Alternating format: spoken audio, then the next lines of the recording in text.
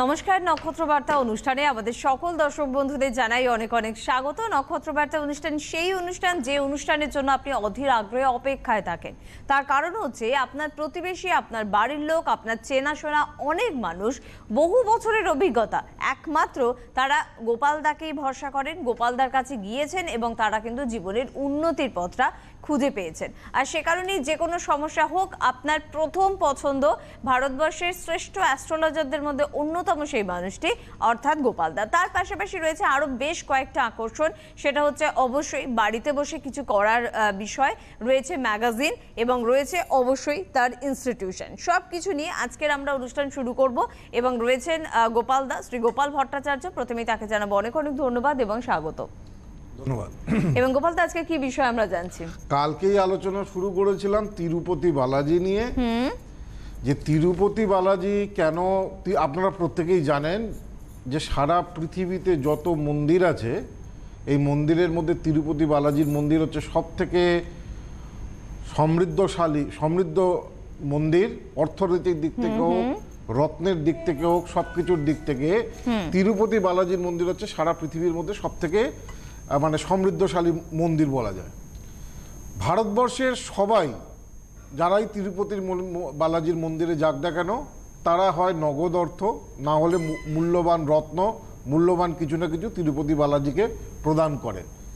এবং আমি বলেছিলাম যে তিরুপতি বালাজির মন্দিরে এত অলংকার, এত রত্ন, এত রয়েছে, কি বলে, এত অর্থ রয়েছে, যা দিয়ে কিন্তু সারা ভারতবর্ষের প্রত্যেকটা মানুষকে 3 দিন পুরো খাইয়ে দেওয়া যায় একদম।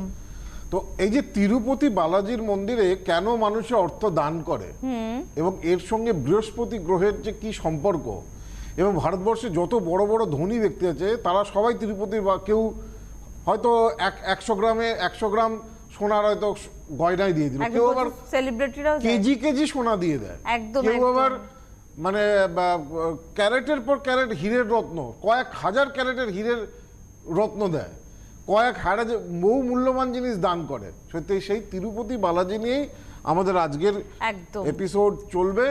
কেন তিরুপতি বালাজি মন্দিরে অর্থ দান করলে ভগবান বিষ্ণুর আশীর্বাদে সেই মানুষের কোনোদিন অর্থের অভাব হয় না, সেই মানুষের কোনোদিন আর্থিক বিপর্যয় জীবনে আসে না। সেই জন্যই তিরুপতি বালাজি মন্দিরের মাহাত্ম্য, সেটাকে নিয়ে অবশ্যই মাহাত্ম্যটা আমার মনে হয় আমাদের প্রত্যেকে জানার জন্য ভীষণ একটা গুরুত্বপূর্ণ দিক, ভালো দিক। আলোচনায় ফিরছি, তবে কে আছেন? নমস্কার। হ্যালো। হ্যালো, কে বলছেন? হ্যাঁ, আমি টুম্পা পাল বলছি। আচ্ছা, কোথা থেকে বলছেন? আমি জলপাইগুড়ি থেকে বলছি। আচ্ছা, একটু পরিষ্কার করে জোরে বলবেন, কার সম্বন্ধে জানবেন? আমি আমার ব্যাপারে জানবো। আপনার ব্যাপারে আর একটু জোরে হবে, আওয়াজটা শোনা যাচ্ছে না পরিষ্কার একদম। হ্যালো। হ্যাঁ বলুন, আপনার সম্বন্ধে জানবেন? হ্যাঁ হ্যাঁ, আমি আমার অনুষ্ঠান দেখেন তো? গলার জোর এত কম কেন?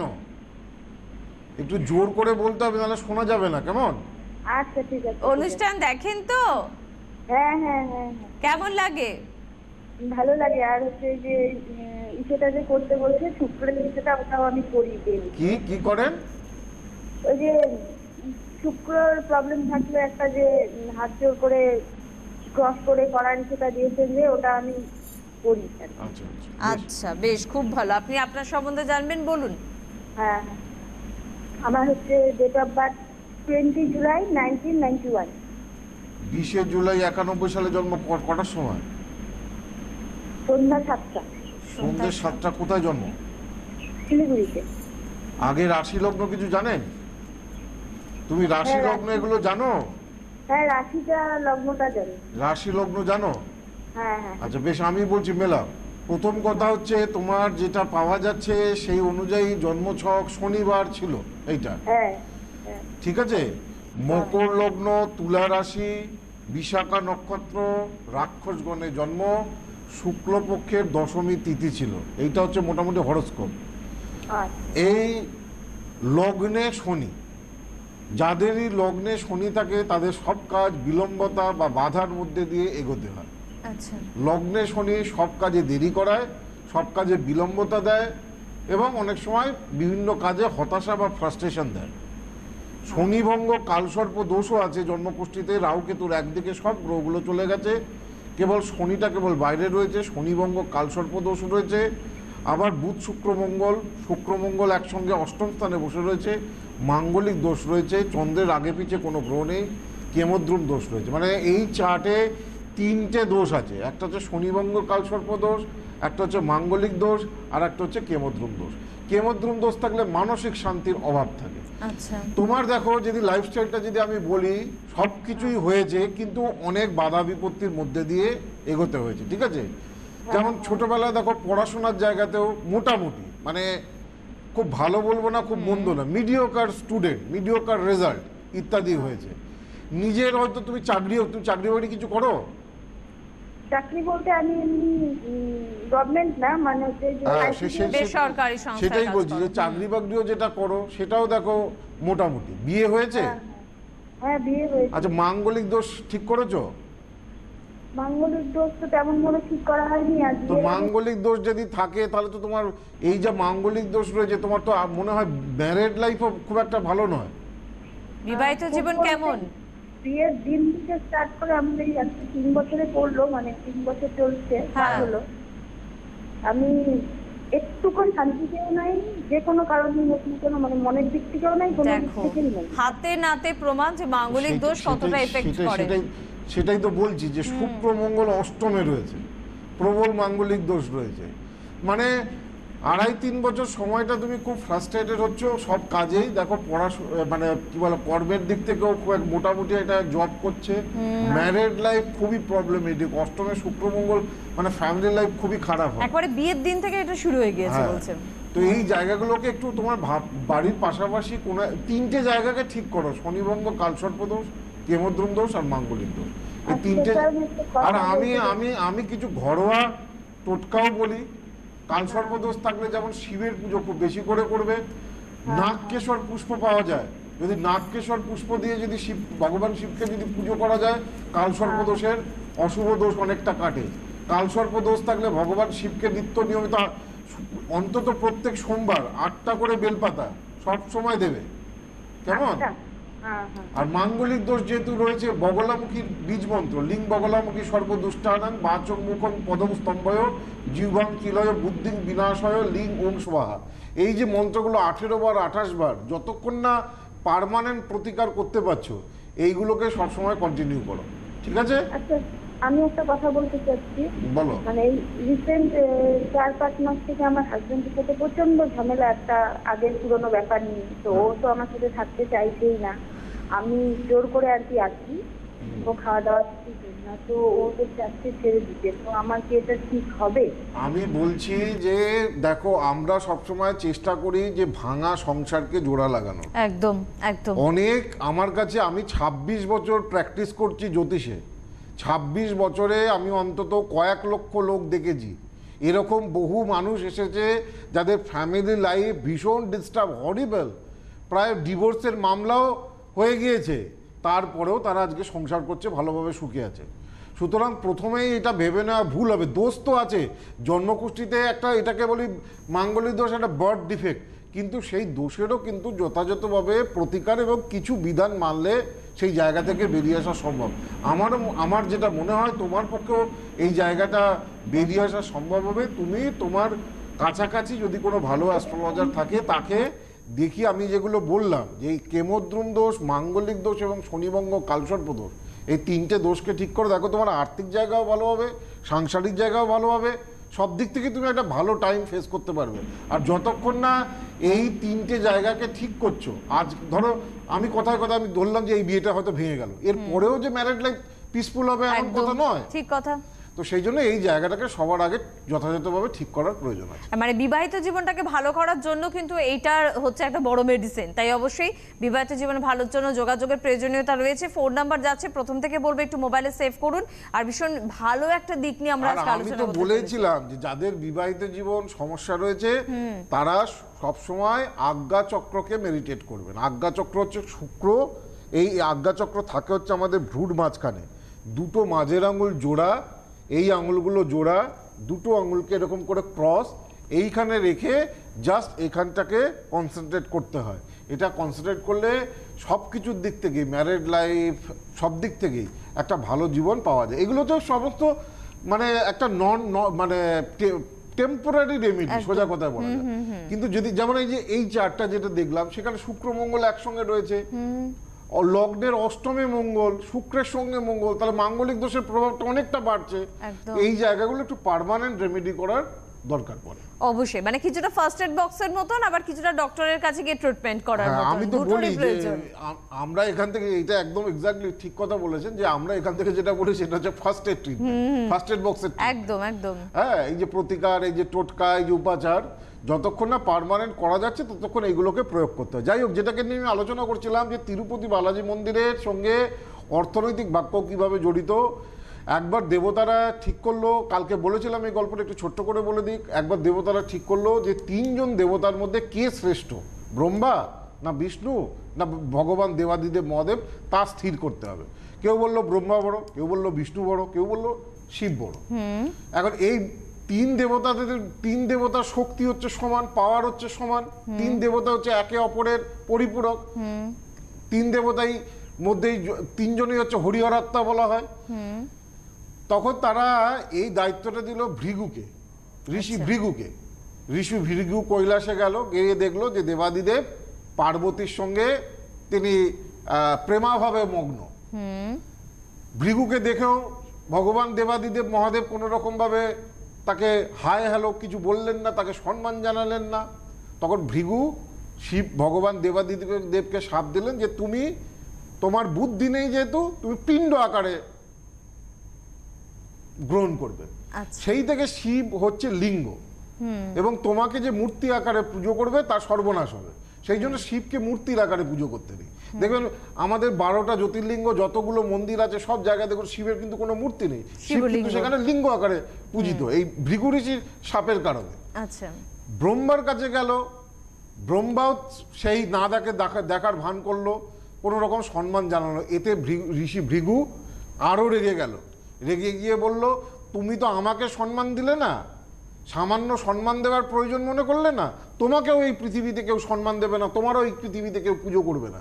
সেই জন্য ব্রহ্মার কিন্তু কোনো মন্দির নেই, একমাত্র পুষ্করে মন্দিরে। যেমন দেখবেন শিবরাত্রি হয়, নারায়ণের পুজো হয়, সত্যনারায়ণ পুজো হয়, সবকিছু হয়, দেখবেন ব্রহ্মার কেউ পুজো করে না। ব্রহ্মার পুজো যদি কেউ গৃহে করে, ভৃগু ঋষির শাপে তার মহা সর্বনাশ হয়। সেই জন্য ব্রহ্মার কোনো পুজো গৃহস্থরা করতে পারে না আমাদের শাস্ত্র মতে। ব্রহ্মার কাছ থেকেও প্রত্যাখ্যাত হয়ে ভগবান ঋষি ভৃগু চলে গেলেন বৈকুণ্ঠ ধামে। বৈকুণ্ঠ ধামে অনন্ত নাগের ওপরে ভগবান বিষ্ণু অর্ধ শায়িত অবস্থায় ছিলেন, মা লক্ষ্মী তার পাশে ছিলেন। কিন্তু ভৃগু তো তখন রেগে খুব অস্থির, যে শিবের থেকে সে সম্মান পায়নি, ব্রহ্মার থেকে সে সম্মান পায়নি, তার প্রচণ্ড রাগ এবং ক্রোধ। সে গিয়েই বৈকুণ্ঠ ধামে কোনো কথা না বলে ভগবান বিষ্ণুর বুকের মধ্যে পা দিয়ে আঘাত করলো।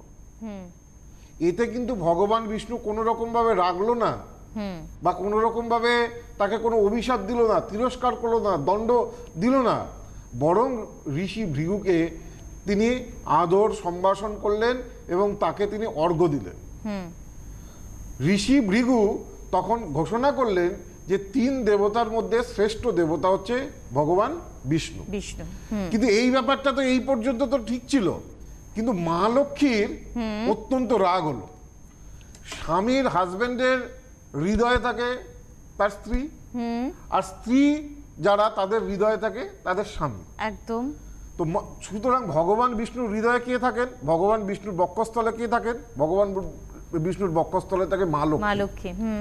মা লক্ষ্মী অত্যন্ত কুপিত হলো যে আমি তো তোমার হৃদয়ে থাকি, সেখানে একজন পদাঘাত করলো, তুমি তাকে কোনো রকম তিরস্কার করলে না, কোনো রকম দণ্ড দিলে না, আমি তোমার কাছ থেকে বিদায় নিচ্ছি, আমি তোমার কাছ থেকে চললাম। মা লক্ষ্মী ক্রুদ্ধ হয়ে ভগবান বিষ্ণুর বৈকুণ্ঠ ধাম ত্যাগ করলো। এখন মা লক্ষ্মী যেখানে, সেখানেই অর্থ। মা লক্ষ্মী যে এই যে সোনা গয়না যা পড়ছে, দামি ঘড়ি, হ্যাঁ যা পড়ছেন, বাড়ি ঘরদোর যা ভালো করে সাজাচ্ছেন, দামি দামি কাপড় জামা পরছেন, সবই হচ্ছে মা লক্ষ্মীর কৃপা। যেখানে মা লক্ষ্মী নেই সেখানে সেই ঘরে স্ত্রী নেই, যেখানে যেই ঘরে অশান্তিতে পরিপূর্ণ, সারাক্ষণ সদস্যদের মধ্যে পরিবারের মেম্বারদের মধ্যে ঝগড়া অশান্তি ছাড়া কিছু হয় না, সেখানে মা লক্ষ্মী থাকে না। যেখানে স্বামী স্ত্রীর একে অপরের প্রতি আদর নেই, সেখানে মা লক্ষ্মী থাকে না। এগুলো আমার কথা নয়, এগুলো শাস্ত্রের কথা। একদম। তো সেই জন্য মা লক্ষ্মী বিদায় নিল। মা লক্ষ্মী বিদায় নিয়ে মা লক্ষ্মী পৃথিবীতে পদ্মাবতী, এক রাজার নাম হচ্ছে আকাশরাজ, আকাশরাজের কন্যা হিসাবে পদ্মাবতী নামে আকাশরাজের কন্যা হিসাবে পৃথিবীতে তিনি জন্ম নিলেন। আচ্ছা।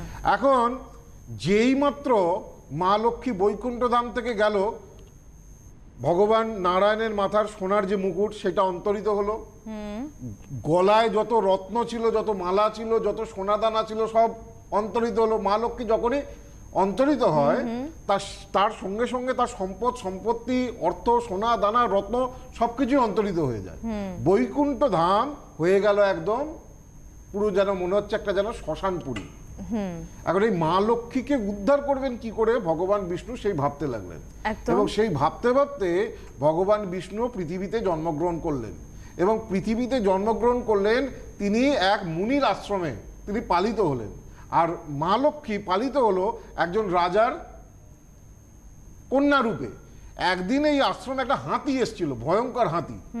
সেই হাতিকে তাড়াতে গিয়ে এই ভগবান বিষ্ণু এই পদ্মাবতীর গৃহে পদ্মাবতীর রাজত্বে প্রবেশ করলো। আচ্ছা। এবং পদ্মাবতীকে দেখেই তাকে তিনি চিনতে পারলেন এটি হচ্ছেন স্বয়ং মা লক্ষ্মী। কিন্তু পদ্মাবতীকে বিয়ে করবে কি করে? পদ্মাবতী হচ্ছে রাজার কন্যা, আর ভগবান বিষ্ণু জন্মগ্রহণ করেছেন একদম একটা জাস্ট সাধারণ মুনি ঋষির কুটিরে। তো এই মা লক্ষ্মীকে বিয়ে করার জন্য কি লাগে? টাকা লাগে, তো পয়সা লাগে। বিয়েতে লোককে খাওয়াতে হবে, মেয়েকে শাড়ি দিতে হবে, গয়না দিতে হবে, এই করতে হবে। এখন ভগবান বিষ্ণু টাকা পাবে কোথায়? তখন ভগবান বিষ্ণু, তখন ইন্দ্র, ব্রহ্মা এবং শিব এরা মিলিত হয়ে কুবেরকে বলল, তুমি ভগবান বিষ্ণুকে ধার দাও, ঋণ দাও। আচ্ছা। এবং ভগবান বিষ্ণুকে এই ঋণ দেওয়ার ফলেই ভগবান বিষ্ণু কিন্তু এই পদ্মাবতীকে বিয়ে করতে পেরেছিল কুবের। এবং বিষ্ণু বলেছিল কুবেরকে, এই কলিযুগ শেষ হতে হতে আমি তোমার থেকে যা ধার নিলাম সেই ধার সব শোধ করব। এবং এই ধারে যে এই পৃথিবীতে যে মানুষ সাহায্য করবে, যে মানুষ, এই যে ভগবান বিষ্ণু যিনি জগতের পরিপালক, তিনি ঋণে ডুবে রয়েছেন কুবেরের কাছে।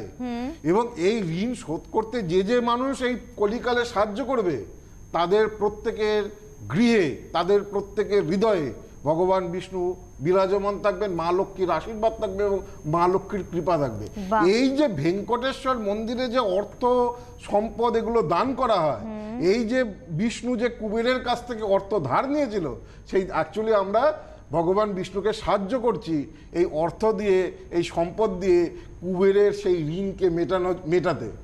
এবং সেই জন্য তিরুপতি মন্দিরে সব থেকে বেশি ডোনেশন, সব থেকে বেশি দান, সেটা অর্থই হোক, যে যা পারে। আপনার যদি সম্ভব না হয় আপনি 5 টাকাও দান করবেন, তাতেও আপনার কৃপা লাভ অনেক বেশি পায়। হ্যাঁ, সেই জন্য কোটি কোটি টাকা দান, লক্ষ লক্ষ টাকা দান, লক্ষ লক্ষ মানে কেজি কেজি সোনার রত্ন, কেজি কেজি হীরের রত্ন, যে যত দান করবে তার 10 গুণ সে পাবে। সেই জন্য ভেঙ্কটেশ্বর মন্দিরে, তিরুপতি বালাজির মন্দিরে দান করা। এই মন্দিরে ভগবান বিষ্ণু স্বয়ম্ভু লিঙ্গ হিসাবে রয়েছেন। এই যে ভেঙ্কটেশ্বরের যে মূর্তি, এই মূর্তিকে কেউ বানায়নি, কোনো ভাস্কর বানায়নি, এই কোনো ইতিহাসের কোনো প্রমাণ নেই। ভেঙ্কটেশ্বরের মূর্তির যে চুল, সেটা কোনোদিন জট পাকিয়ে যায় না, মনে করা এটা ভগবান বিষ্ণুর আসল চুল। ভেঙ্কটেশ্বরের মন্দিরে একটা প্রদীপ রয়েছে, যেই প্রদীপে তেল লাগে না, ঘি লাগে না, অর্থ কয়েকশো বছর ধরে এমনি জ্বলছে এই প্রদীপ। ভেঙ্কটেশ্বরের মন্দিরের পেছন দিকের দেওয়ালে যদি কান দেওয়া যায়, সমুদ্রের গর্জন শুনতে পাবেন। এটা অদ্ভুত, যারা গেছে তারা জানে, আমি নিজে এটা প্রত্যক্ষ করেছি। এইরকম মানে কৃপা হচ্ছে ভেঙ্কটেশ্বর। এবং সেই জন্য ভেঙ্কটেশ্বরের মূর্তি যদি বাড়িতেও রাখা যায়, ছবির আকারে তিরুপতি বালাজির মূর্তি বাড়িতে পাওয়া যায়, সেই বাড়িতে ভগবান বিষ্ণু এবং লক্ষ্মী সাক্ষাৎ বাস করে। ভেঙ্কটেশ্বরের মূর্তির এতই মহিমা, ভেঙ্কটেশ্বরের ছবির এতই মহিমা, ভেঙ্কটেশ্বর তিরুপতি বালাজির ছবি পাওয়া যায়, সেই ছবি বাড়িতে যদি রাখা যায় সেটাও শুভ। এবং একটা মাটির ভাঁড় করতে হয়, মাটির ভাড়ে যখনই আপনি রোজগার করবেন তার থেকে কিছু টাকা ওই মাটির ভাড়ে ফেলতে হয়। আপনি মনে করুন যেতে পাচ্ছেন না এখন 10 বছর হয়তো কখনো ভেঙ্কটেশ্বর আপনাকে টানলে তবে তো যাবেন ঈশ্বরে কি সেই টাকাটা তখন ওখানে দান করতে হয়। মানে 16 আনার মধ্যে 1 আনা হলো আমাকে দান করতে হবে। ওই 1 আনা তিরুপতি মন্দিরে দান করতে হয় এবং যতদিন না দান করতে পাচ্ছেন যাই হোক একটা মাটির ভার করে ওই তিরুপতি বালাজি মন্দিরের তিরুপতি ছবির সামনে জমাতে হবে 1 টাকা 50 যাই হোক আপনার যা যখনই আপনি মাইনে পেলেন সামর্থ্য, এতে আর্থিক ভাগ্য বৃদ্ধি হয়, বৃহস্পতির কৃপা লাভ হয়, মা লক্ষ্মীর কৃপা লাভ হয়। এইটাই হচ্ছে তিরুপতি বালাজি মন্দিরের মাহাত্ম্য। খুব ভালো একটা বিষয় আজকে আমরা জানতে পারলাম এবং আমরা করব নিশ্চয়ই, কারণ গোপালদা যখনই যে বিষয়ে আলোচনা করে আমরা কিন্তু সেটা অক্ষর অক্ষরে পালন করার চেষ্টা করি। কে আছেন আমাদের সাথে? অনেকক্ষণ ওয়েট করালাম, সরি। কে আছেন? নমস্কার। ঠিক আছে, নমস্কার দাদা ভাই, নমস্কার, প্রণাম নেবেন। কে বলছেন? আমি বলছি সম্রাট চ্যাটার্জি, আমার ছেলের জন্য। সম্রাট চ্যাটার্জি সম্পর্কে জানবেন তাই তো? হ্যাঁ হ্যাঁ হ্যাঁ। আগে বলুন, এই যে তিরুপতি বালাজির যে বিষয়টা আমরা শুনলাম সেটা কেমন লাগলো? কাল থেকে আমি শুনছি, কালকেও উনি বলেছিলেন। একদম উনি শুরু করেছেন কাল থেকে, ওই জন্য আমি থামাইনি, আমি বললাম যে গোপালদাকে শেষ করে নিক। এত সুন্দর একটা বিষয়। ওনার প্রোগ্রাম প্রতিদিন শুনি, প্রতিদিন যখনই হয় শুনি, কালকেও শুনেছি। আচ্ছা বেশ, আজও শুনছিলাম। বেশ, বলুন ছেলের সম্বন্ধে জানবেন, হাতে সময় খুব কম। ছেলের ডেট অফ বার্থ? ছেলের ডেট 1985, 12ই মে। 12ই মে 85, রাত্রি 1:31। রাত্রির 1:31। কোথায় জন্ম? বরাকর, আসানসোল। হ্যাঁ হ্যাঁ হ্যাঁ। আচ্ছা, আসানসোল। কতদিন অনুষ্ঠান দেখছেন? আমি অনেকদিন দেখি দাদা, পাই না লাইন। আচ্ছা, তবে আপনার কাছে একজন গেছিল, খুব উপকৃত হয়েছে। সে ডেন্টালে হয়েছে, এখন ডেন্টালে ডাক্তার হয়েছে। কি হয়েছে? ডেন্টালে ডাক্তার হয়েছে। ডক্টর হয়ে গেছে। হ্যাঁ হ্যাঁ, আপনাকে ভগবানের মতো মানুষ উনি বললেন যে আমাকে তুমি ওখানে ফোন করো, বা ভালোবাসেন উনি একদম। আমাদের হাতে একদম সময় কম। রবিবার জন্মবার, কুম্ভ লগ্ন, মকর রাশি, ধনিষ্ঠা নক্ষত্র, রাক্ষসগণ, কৃষ্ণপক্ষের অষ্টমী তিথি ছিল। আচ্ছা, যেটা মেন ব্যাপার হচ্ছে যে এইটা আমি খুব সময় কম। প্রথম কথা বলি, দেখুন আপনার ছেলে গ্রহণ দোষ আছে, নাচ দোষ রয়েছে। ছেলের পড়াশোনা ভালো, মেধাবী হবে, হয়তো টেকনিক্যাল লাইন বা সায়েন্স লাইন নিয়ে পড়াশোনা করবে, চাকরিও ভালো। কিন্তু এরও ক্ষেত্রে কিন্তু যেটা পাওয়া যাচ্ছে যে দেখুন লগ্নের চতুর্থে মঙ্গল, মাঙ্গলিক দোষ রয়েছে। একটু আগেই বললাম মাঙ্গলিক। ছেলের বিয়ে দিয়েছেন? হ্যাঁ, বিয়ে দিয়েছি। কেস চলছে, ডিভোর্স কেস চলছে। বাবা, পরপর দুটো ফোন এক। দেখুন এই যে দেখুন অনেকে এইগুলোকে নিয়ে বলে যে মাঙ্গলিক, আমি তো প্রমাণ করে দেখিয়ে দিই। হ্যাঁ, একদম প্রমাণিত। আপনি এই দোষটাকে আগে ঠিক করান। আর একটা হচ্ছে নাচ দোষ আছে, বুধ রাহু একসঙ্গে, এটাকেও একটু ঠিক করান। সব জায়গাতেই কিন্তু আপনারা পেয়ে যাচ্ছেন। আগরতলা, মালদা, শিলিগুড়ি, কৃষ্ণনগর, গুয়াহাটি, মিদনাপুর, আসানসোল, দুর্গাপুর, বর্ধমান, হলদিয়া, ব্যাঙ্গালোর, দিল্লি, হায়দ্রাবাদ, কোচবিহার, এদিকে উত্তর কলকাতা, দক্ষিণ কলকাতা। জাস্ট একটু ফোন নাম্বারে ফোন করুন, তারা আপনাদের সহযোগিতা করে দেবে। আজকে হাতে সময় একদম নেই। তিরুপতি বালাজি বাড়িতে ছবি কি করে প্রতিষ্ঠা করবেন এবং এই ছবি প্রতিষ্ঠার পরে বাড়িতে কি কি নিয়ম পালন করতে হয় আমি বুধবার 12:05 লাইভ অনুষ্ঠানে বলবো। বুধবার 12:05 সেই লাইভ অনুষ্ঠানে আমি বলবো তিরুপতি বালাজির ব্যাপারে আরো বিস্তারিত কিছু তথ্য। আপনারা শুনবেন, উপকৃত হবেন এবং যেগুলো বলবো করবেন। মা ভগবান বিষ্ণুর এবং মা লক্ষ্মীর আপনাদের গৃহে কৃপা বর্ষিত হবে। একদম ভালো থাকুন। নমস্কার। নমস্কার।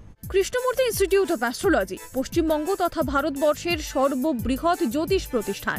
ইনস্টিটিউটের প্রতিষ্ঠাতা অধ্যক্ষ শ্রী গোপাল ভট্টাচার্যের প্রত্যক্ষ তত্ত্বাবধানে হাতে কলমে 6 মাসের সনাতন জ্যোতিষ, কৃষ্ণমূর্তি পদ্ধতি, নারী জ্যোতিষ, বাস্তুশাস্ত্র, সংখ্যাতত্ত্ব ও হস্তরেখা কোর্সে ভর্তি চলছে। শিক্ষান্তের রেজিস্ট্রেশন এবং সার্টিফিকেট প্রদেয়।